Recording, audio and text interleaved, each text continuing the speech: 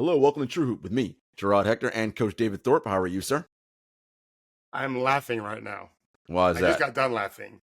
I have to go to Toronto at some point, Mhm. and a friend of mine there told me that it's hot there. So I wrote back just now, "You're funny." He's like, "I'm just preparing you." I'm like, "Dude, it's 95, 100% humidity here. Like, what are you talking about? I'm going to be fine." Hot for Toronto natives is different than hot for South Florida natives.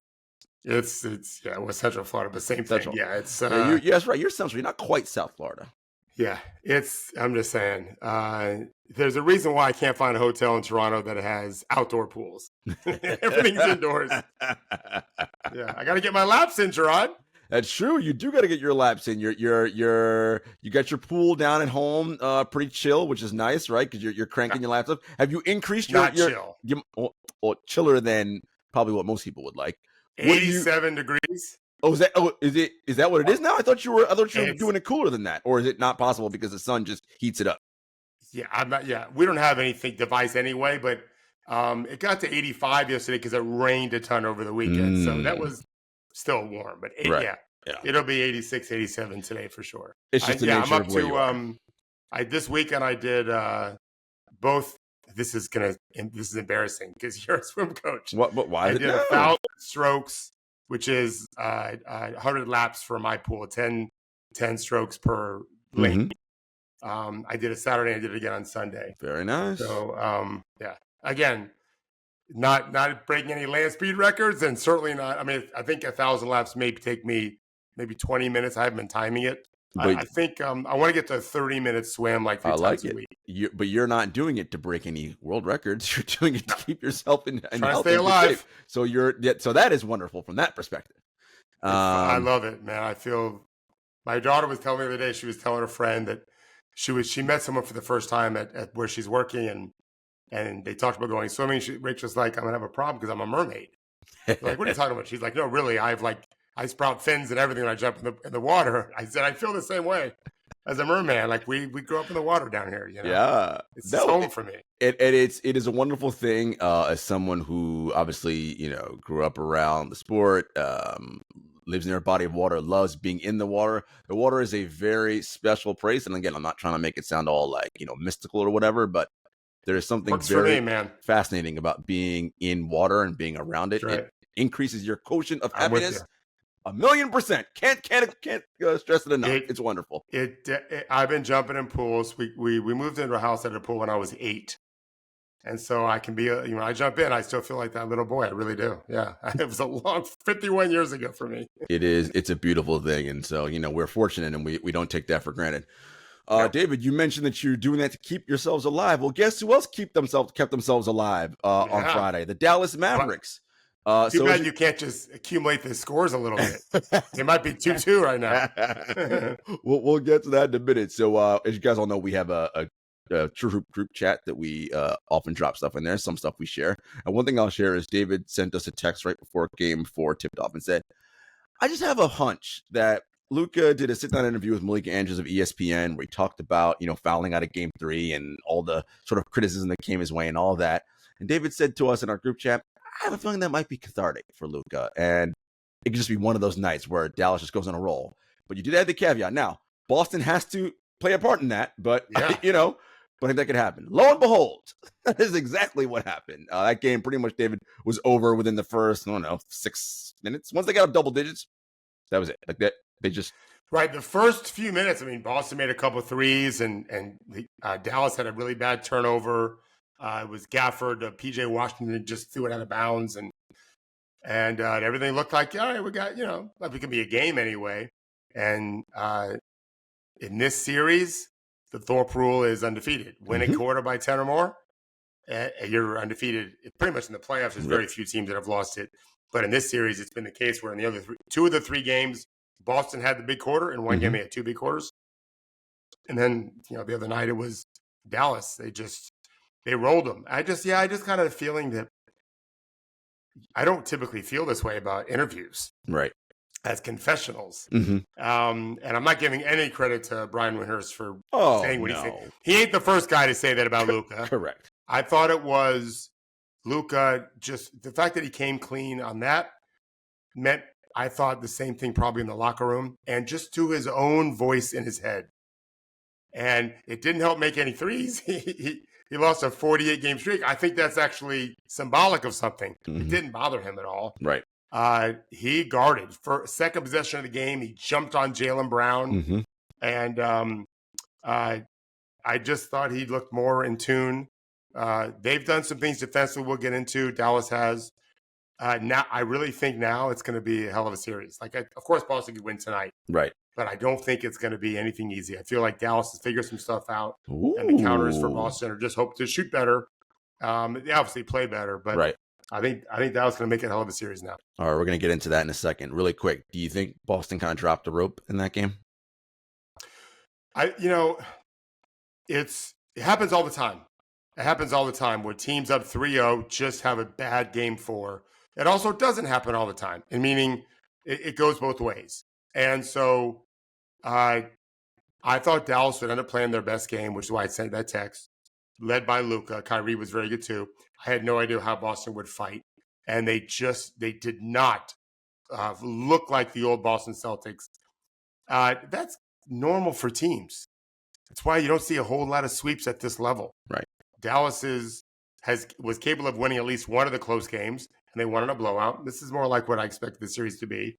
And so, yeah, it feels like Boston, they just didn't fight all the way through, but also they didn't have a chance to because Dallas kept piling it on until the game was out of reach. Yep, that's true. All right, so you mentioned that Dallas figured some things out. What did they do specifically that was so different in Game 4 as opposed to the first 3 games of this series? I don't know how much different it was from Game 3. They definitely looked to beat the Celtics up in the paint more. I thought they were more willing to just attack. A little less focus on who they're going against. In Game 3, I thought they were really, after the first 3 possessions, hyper-focused on Jason Tatum and Horford to target them. They went after Drew. They went after Derek White a little bit more. Luka certainly wasn't afraid of anyone. And then defensively, they're getting better at always trying to make sure Lively is at the rim or Gafford to start the game. Gafford came out after 2 minutes, but he made a foul and he had a turnover, but I thought he was fine. But they like Lively better, so they had Lively in there, and he's always trying to guard the closest guy to the rim and then hang in there. It's almost like a one-man zone. And I'll walk you through what the counters Boston can do in a second. And they're just getting faster on the rotations out of that because if they're playing a one-man zone, that means his guy's always open. Mm-hmm. And they just were on a string better. They collectively moved with more purpose and at a faster pace defensively. And Boston took 41 threes, I think. They weren't terrible, but they didn't shoot well. But they played poorly. I thought there was a real lack of urgency. And so we have this as human beings. One team played with tremendous urgency. And that's when Dallas has been at their best. Not every team, and this is an important point, not every team plays well when their hair's on fire. Right. Because they lose control. Or they foul too much, or both, right? Lose the ball on offense, miss shots, foul too much. The better teams manage it. And I thought Dallas managed it really well. They've been managing it ever since they were getting blown out in Game 3. They've kind of turned a corner with how do we play with some emotional IQ and some discipline while our hair's still on fire. Yep. And I thought Boston was just chilling. Yeah. And it's easy. It's easy to just, we'll get them next time. Right. I don't think they started the game that way, but they got to it pretty fast, I thought. Yeah. Human nature, as you always say, sets in, right? All right. They got to beat us 4 times in a row. Probably not. We talked about urgency. Dallas also, David, offensively played with pace. Not so much, Indiana blur ball, but no. There wasn't a lot of Luka just walking the ball up the floor, right, to get into Boston's set defense. He was passing ahead a little bit. Not like, again, it wasn't like 5-on-4 on the other end, but they were getting into their stuff much earlier in the shot clock, and I think that helped them a bit too. Yeah, I mean, they like to play that way. I think they can get Sudis into playing too fast for their own good, and they did. I think Game 1 of the series. It's the first time they broke 100 points, I think. Mm-hmm. And they did it with Luka. They did it with Luka and Kyrie shooting 1 of 14 from 3. So that's really encouraging too.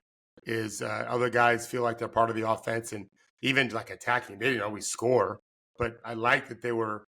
Remember in Game 3, I wrote to you. it was 45-20 between Mm-hmm. Luka and Kyrie shots and the rest of the team having 20 shots. Yep. I didn't count the other night, but it seemed more balanced when the game was still in reach, that Mm-hmm. that the Mavericks were empowering other guys, not just their top two guys. Yeah, no, for sure. And so, you sent us a stat. You said the first 133 minutes of the series, Boston won 304 to 258. The last 59 minutes, which was all of game 4, and that when they made their run in the last 11 quarter minutes of game 3. Game 3, Dallas is up 151 to 99, and you think that might be indicative of something? I think it might be, because we can't ignore the fact that game 3, the Celtics had a huge lead before Dallas went on a 21-2 run. And then things got out of reach this game. In fact, the margin might have been more. I think Boston's third string outscored Dallas's third string. And so is it because Boston had this huge lead and then didn't really fight much once they were down? How important is KP being out, which I think is probably important.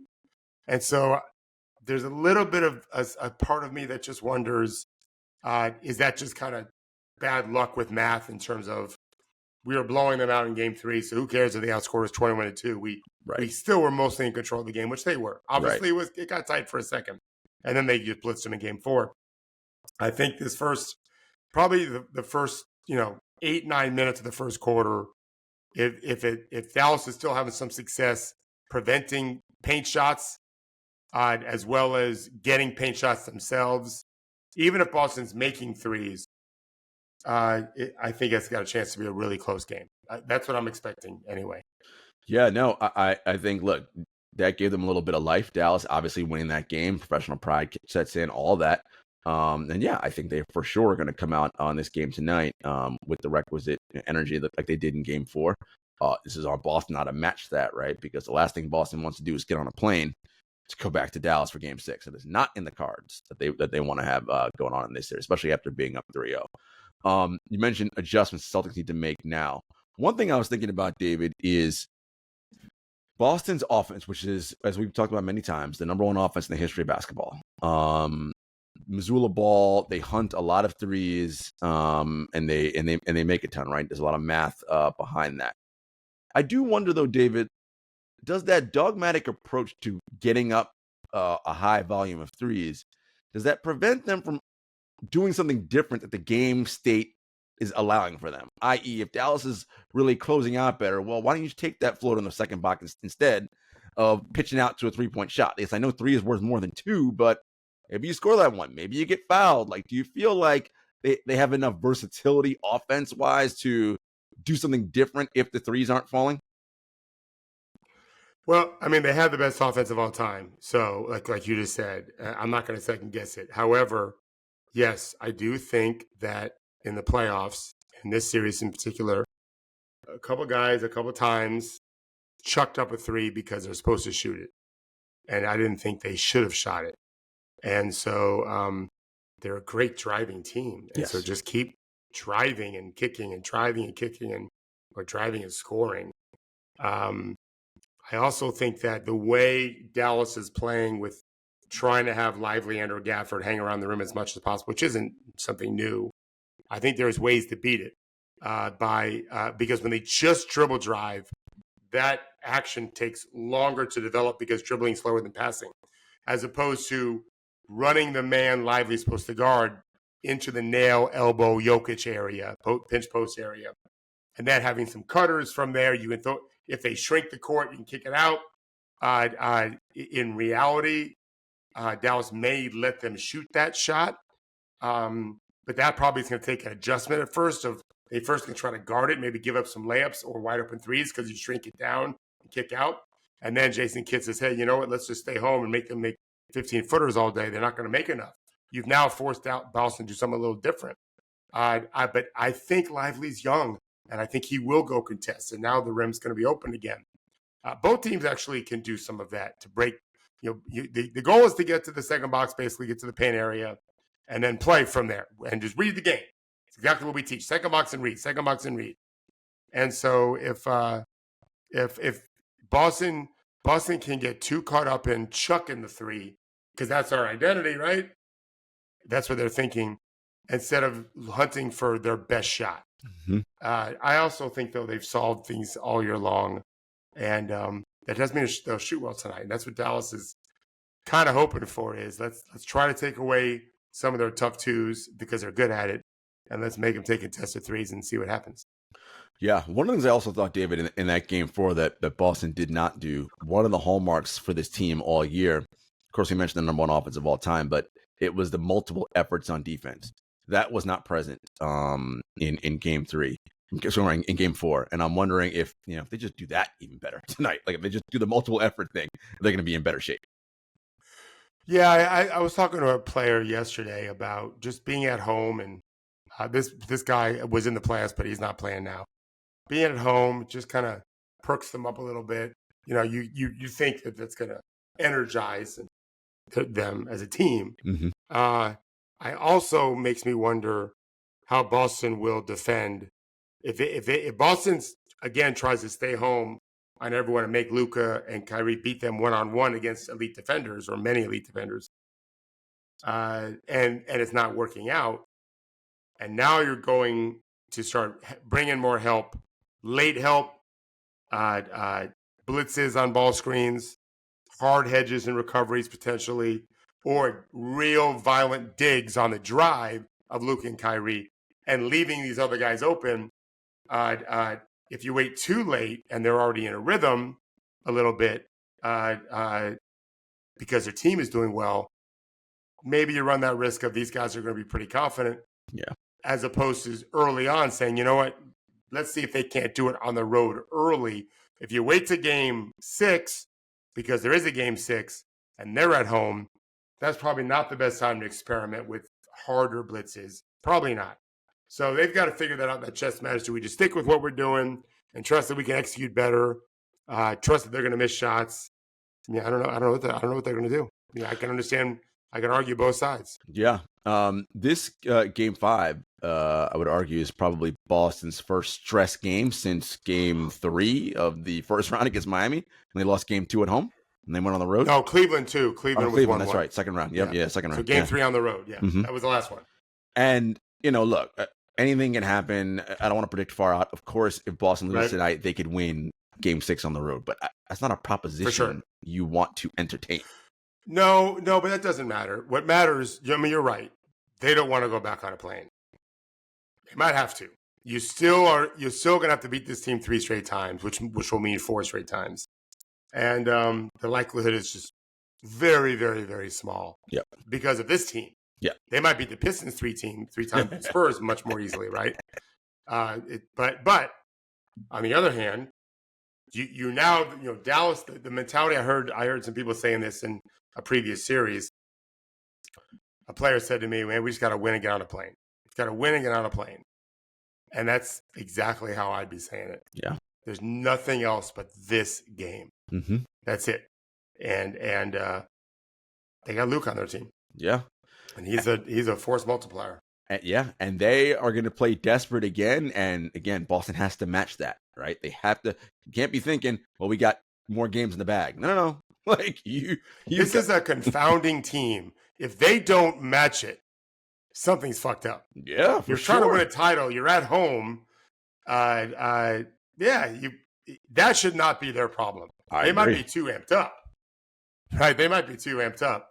But man, if they can't really bring fire, man, that's a problem. Yeah, I agree. David, how big is the Kristaps Porzingis injury looming over this series? The shorter that it went, I was like, okay, you'll be okay. But if this keeps extending, and Kristaps, first of all, I don't even know if he's going to play. They say he's going to, right? He's going to try. Mazzulla, he came out and said in special situations in game 4 he'd be playing, but he did not play at all in game 4. And then he's like, we're still a ways away. And that injury, when the way it was described, sounds terrible. Look, he's better than Al Horford. There's no way around that, right? And so he forces them to pull Lively and Gafford away from the rim where they don't want to be defensively. Yeah. And if Al ain't hitting threes, and Xavier Tillman does not hit threes, he makes them play 5-on-4 essentially, or clog up their spacing offensively. They got problems. Yeah, I could really see. I think KP does make a difference on both ends. He's just a better shooting threat. and he's a better defensive threat, and he's a better bucket getter. He's better than everything in Al Horford. And so I could see Dallas just saying, if we're going to lose game 5 on the road, Horford is going to have to do what he did against Indiana. And because we have Luke and Kyrie, this is in their minds, we'll score enough and put the pressure on Al to keep having to make shots, and maybe he'll won't do it. Yeah. Boston's showing a resiliency coming back the way they did both in this series, some as well as Indiana series. But yeah, I think it's a big deal. That's why we say you got to win 1 of 3. Yeah. You got to get to 2-1 at some point. And so then there's a lot of pressure. Yeah. They didn't. And so Boston, now it just doesn't want to go back to Dallas. But the truth is, obviously, they know they can win there. But no, I think you're going to see them put their best foot forward. Doesn't mean they'll win, though. Right. I mentioned the let's say Porzingis doesn't play, and they have to going to play Tillman because you can't play Alford for 48 minutes. Do you think is going small an idea for them? Making Tatum be your 5? Like, what are their options there? For Boston if the Tillman minutes aren't working. I mean, I wrote an article when they traded for Drew saying it's kind of a bet on Luke Cornett. I went back and read it the other day. I was wrong.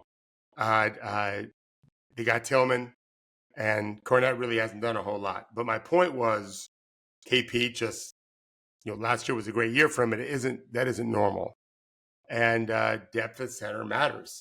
So I think that they don't have a lot of options. They don't want to put Tatum at the 5 and have to deal with Lively and Gafford as offensive rebounders. Yeah.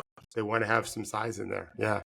But there's no one like KP, that's for sure. No, yeah. It'll be interesting to see how that plays out tonight. All right, game 5 is tonight, David. I'm going to, I think the line is Boston by 6.5.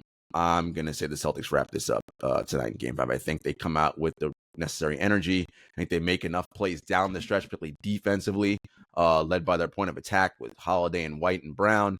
So I think Boston will win it tonight. What say you? Well, they came out with energy in game 3. It just didn't last long. If you watch the first few minutes, you would never have thought this is going to be a Dallas blowout. Not at all. I think, Boston will play much better. I have no idea if they'll shoot better. No one does. I think Dallas has found, in their minds anyway, a medicine that works with protecting the rim more, really attacking the paint. Mm-hmm. And Dallas hasn't had an amazing game yet. Nope. So I think it's going to be a super close game. No clue who's going to win a super close game. I don't think it's going to be an easy win for Boston. I think it's going to be a minute to play, and we're not sure what the hell's going to happen, which we haven't had that in this series, really. No, we have not. I'm looking forward to that. If you're trying to win a title, you got to do hard shit, right? That's a hard win. Sure. So they got to figure out a way to do that. All right, guys, we'll be back after a brief commercial break. All right, David, whenever the finals ends, the NBA draft will be the next big thing on the calendar. And, one of the things that people love talking about with draft is it a good draft? Is it a bad? Is it a weak draft? All the things. The one thing we know for sure is there is no surefire Victor Wembanyama, LeBron James. No, none of those types of people are in this draft. Okay, fine. In terms of how they're being perceived now. Correct. Right. Yes. Doesn't mean that someone through right. development could turn into that, but no one now is being perceived as that, as they were in those drafts I just mentioned. There's no definite number 1 pick. That's correct. Sure. But that doesn't mean that it's not a good draft. This is now where you as a team have to be really good about development, what you think you can, and how you can teach and coach your guys up, which, as David has pointed out numerous times, most teams in this league are terrible at. Henry put out an article today where he talked to David about this sort of very thing with David, the hallmark of David's business, right? Shooting. And one of the things he talked about in this draft was there's a couple players who, man, if they just knew how to shoot, they would be potentially these surefire number 1, number 2, number 3 picks, but they can't shoot. Now, shooting is a skill that young players often tend to improve at, but it is not an easy skill to learn. This is something that David teaches players all the time. And I wanted to have a conversation with you, David, about why it's so difficult to learn how to shoot well, given that it's so core. It's so core to be playing basketball. Like if you can't shoot in many ways in this NBA, David, you can't play. Oh boy. There's an art and a science to shooting, and you'll have players excel in one or at least be moderately proficient at one and really bad at the other. So what do I mean by that? The guy that actually is a pretty good shooter mechanically, got good form, makes shots in practice, whatever, but when he misses, he's yelling out, fuck, or stressed that he can't make 5 in a row or 10 in a row, whatever the number is. The art is getting in the way of the science. You have other players who have a real good sensibility about it, but just have bad mechanics. And they just can't seem to figure out a better mechanic, or in most cases, they're not getting really coached well into how to change the mechanic. And then you have all sorts of the variables at play. You have a team where the guys don't feel safe missing threes. You have to, the Oracle of the Thunder, they've done a good job not letting their guys get down when they miss. Let's just take the shots we're supposed to take. So what I always stress to guys is there's a process that we follow. So we and I can get into it if you want to, but we go through that. So basically, I was talking to a player yesterday. Are you in range? Did you put a good stroke on it? How was your bounce? How was your follow through? Was the time and score at a place where you should have taken the shot? Did you expect to make the shot? If the answer to all those questions is yes, and you put a good stroke on it with good bounce, good follow through, you did your job. Your job wasn't to make it. I don't let them think that. I love when I get confirmation in other venues. In a sense, I've ever told you about one of my favorite all-time actors, Michael Keaton, was speaking about the struggles he had getting a job, like most actors, right? Yeah, of course. And he talks about how he would just be so nervous with the audition. And he finally realized, oh, no, the audition's the gig. Yeah, I got a gig. Yeah, that's the gig. I'm going to work today. He didn't think about the pressure of having to land the gig. The gig was getting the audition and going to do it. I really like that. So these players don't want to hear these kinds of stories. But that's what's informing my brain when I coach them on, no, your job is to get this shot. Your team's job was to get you that shot. In range, time and score context works, obviously. If a minute and a half to play, up 7, 20 seconds on the clock, don't shoot the three. Right. Like we're now 2.5 minutes, shoot the three. 1.5 minutes, okay, we can literally cut the game almost by a third if we just run our offense through. And now there's less than a minute, we're still going to be up at least 7 points, whatever. So are your feet set? Are you in range? Are you balanced? Did you hold your form? Did you shoot the way you always practice shooting it? Is it a spot you normally shoot from? We don't want to be shooting shots we haven't practiced a bunch and had success. If the answer to those things are yes, you did your job. That's your job, right? I don't ever let them say, I got to make that. No, you don't. Because the world's best shooter that I've ever seen anyway in history is Steph Curry, and he misses more than half. Who the fuck are you to think you're going to make anything? The job is to earn the great shot for you and your team. And I don't think that's coached great, although I absolutely think there's plenty of teams that do a good job of that.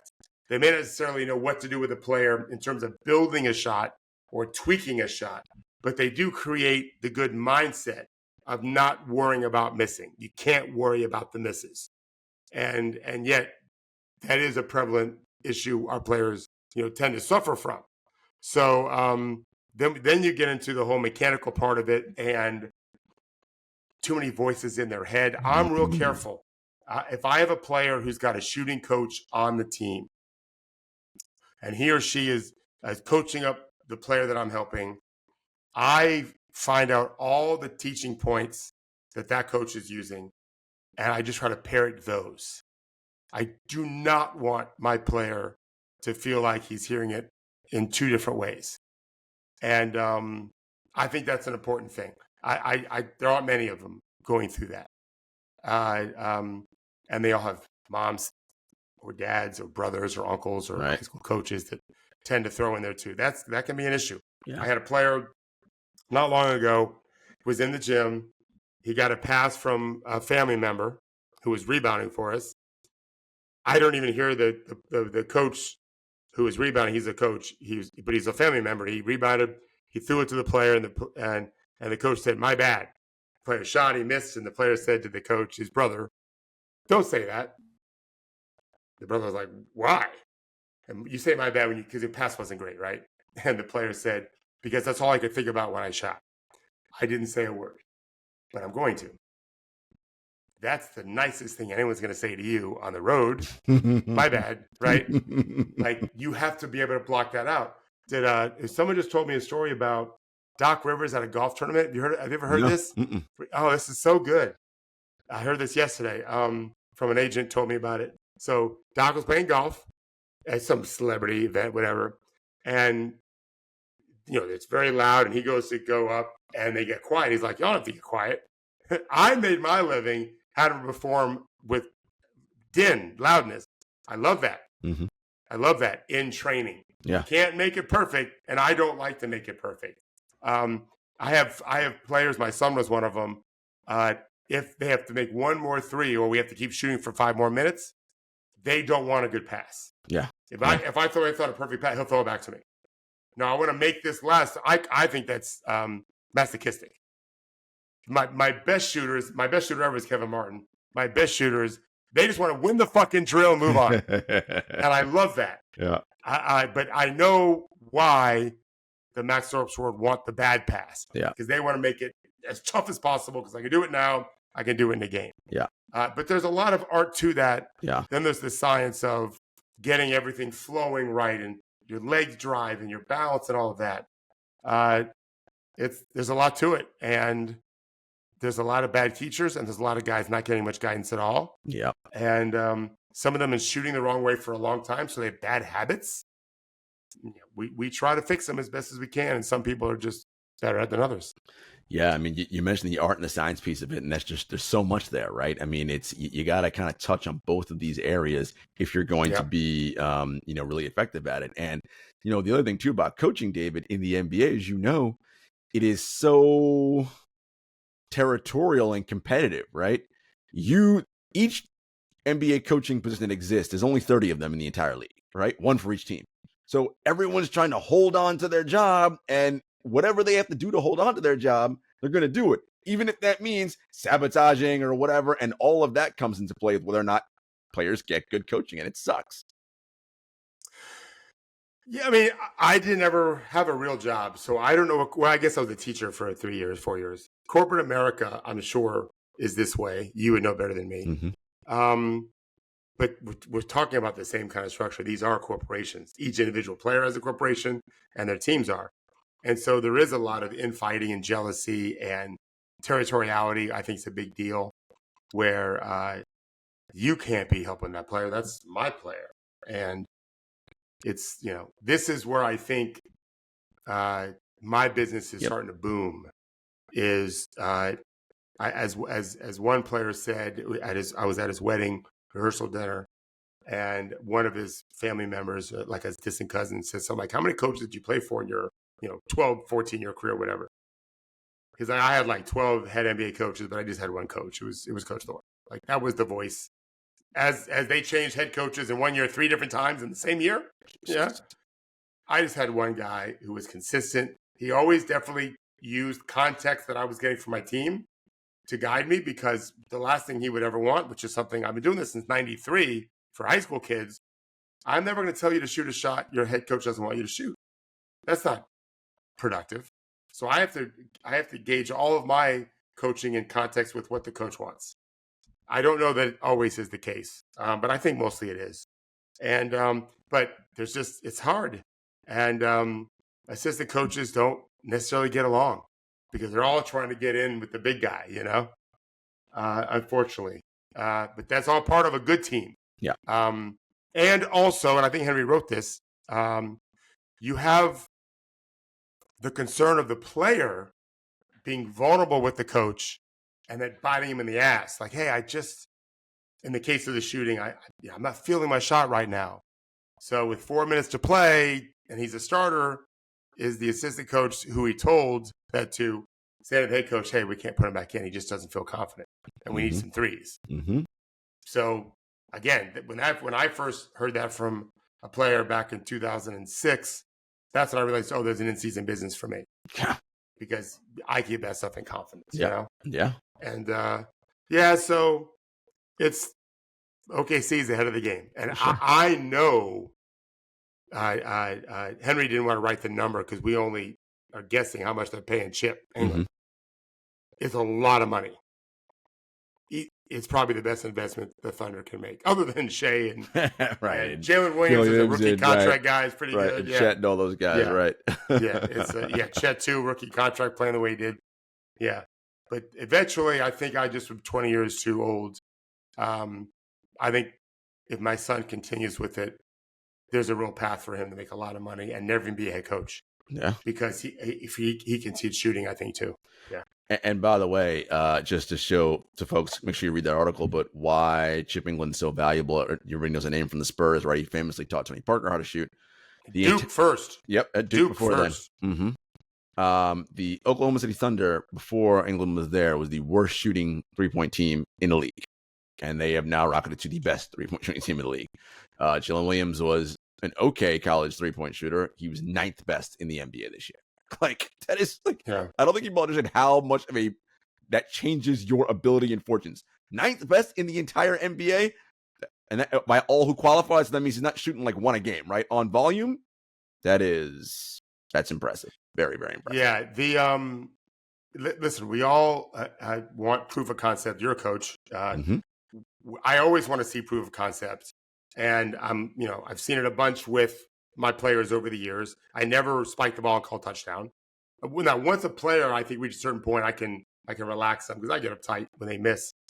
But it's not like I ever think, I know all I need to ever know about teaching shooting. I don't feel that way at all. I evolve all the time. At least I try to. But I would tell you, I used to call my son kind of jokingly king of airballs because he's very very left brain and fucking with a shot all the time. And hey, Dad, can you come fix it? And when he was a junior, he made 4 threes in the fourth quarter of a game, and then he made 5 threes. He had 12 points in that game. He made 5 threes in the first quarter of the next game. And he scored 15 points. He didn't get any twos on that one. So he had 27 points in basically 2 quarters. And so I said, hey, son, like, bro, you could shoot. Let that thing go. Let that motherfucker fly. It's happened for you. You kind of figured it out. And the next 5 games, they could be bad.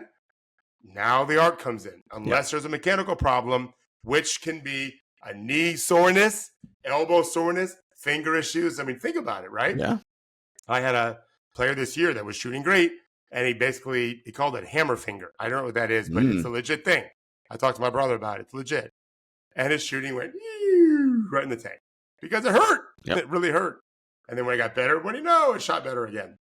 There's a lot going on. Yeah. You have to coach them up mentally and emotionally and not let them think the sky is falling because I can't make a 3. I hate when they look at the sky, and I always say, if you think it takes an act of God to make a 3, you're in trouble. Yeah. You got that right. Yeah. That is for sure. Great stuff. Make sure you guys get on to truehoop.com and check out that piece from Henry. All right, David, a little lighthearted stuff that you brought to my attention. So apparently, either over the weekend or over the past week, Klay Thompson unfollowed the Golden State Warriors on social media. And this is like getting tons of, coverage because, oh my God, what does it mean? As you know, Klay Thompson is a unrestricted free agent. As soon as June 30th, I think, is the official date when it hits. But for all intents and purposes, he's an unrestricted free agent right now. The question is he going to be back? What are the Warriors going to do? What have you? As I said to you on the phone this morning, if he does indeed come back, they are bringing him back at way less than what he was making prior to. And you talked about his dunks and threes over the last few seasons, and it's a roller coaster, but a roller coaster trending in the down direction, right? It's sliding down now, yeah. So, right. I mean, I think I looked at bonus wins and our calculation for how much a win costs. He's somewhere in the neighborhood, David, of like an $18 to $20 million player, somewhere in that range, which is a far cry below what he was making. It was like 40 something, I want to say. 43 at the end of this last year.